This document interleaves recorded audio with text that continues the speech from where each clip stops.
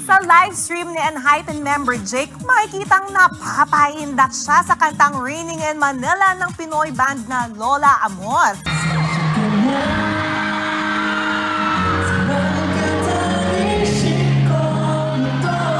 Ready nang magpakilig ang K-pop boy group na 17 sa concert nila ngayong gabi sa Pilipinas. The long wait is over nga para sa mga Filipino carats. Naman ang mga bibisita sa Pilipinas. Kabilang dyan ang magbabalik sa bansa na K-pop group na Highlight o Beast. Para yan sa kanilang Ride or Die Asia Tour.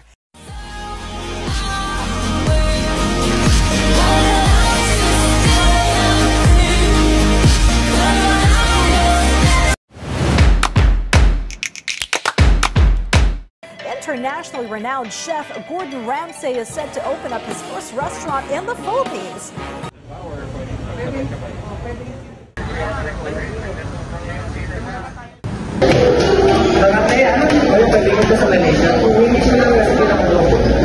Ba't naman siya hihingi? Taga-Malaysia naman siya.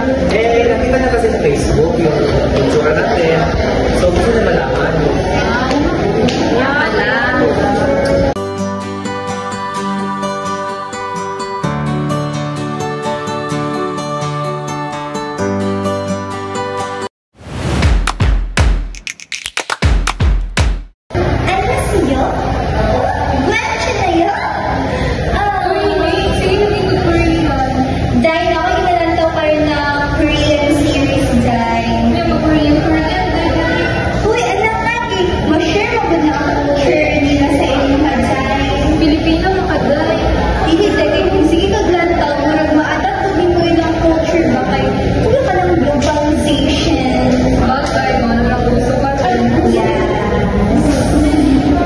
Kumusta?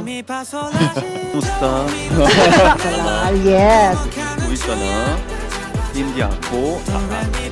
Ay! Palakpakan naman natin. Ano yun? Yan.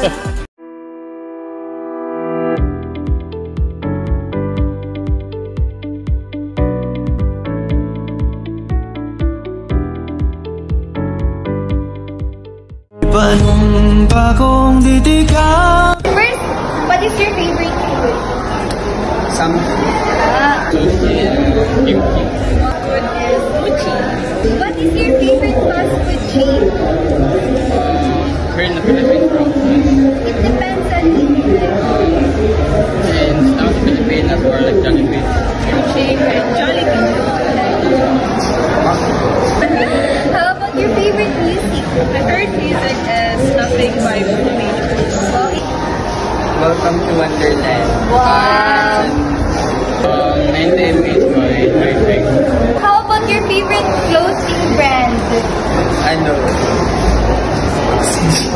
African. International ba? Yes. Or like uniform. Saan mo nakuha yung mga favorite na yan? Were you inspired?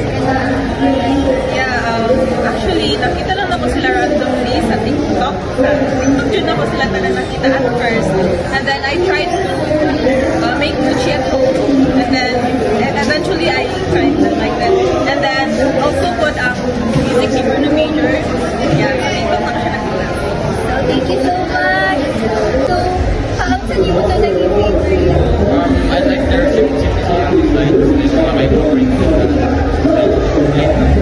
Na-inspire ka sa like other countries, other countries, western, sa mga favorite.